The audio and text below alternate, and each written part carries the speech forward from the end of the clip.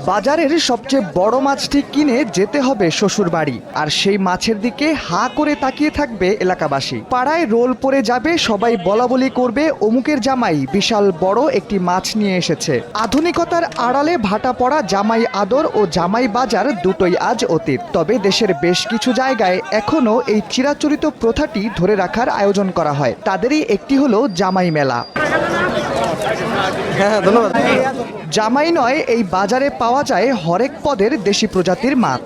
ঘরের কর্তারা প্রতিযোগিতা করে এখানে আসেন মাছ কিনতে। মেলার সবচেয়ে বড় মাছটি কিনে নিয়ে যাবেন শ্বশুর বাড়িতে, এমনটাই বলছে প্রায় শতাব্দী পুরনো ঐতিহ্য।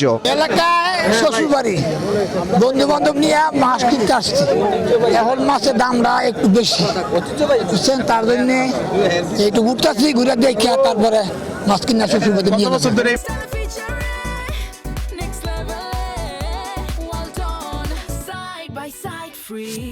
যেহেতু মাছগুলো কেনা হবে স্থানীয়দের জামাইদের দ্বারা, তাই মেলায় এসব মাছের দামও হাঁকা হয় বেশ।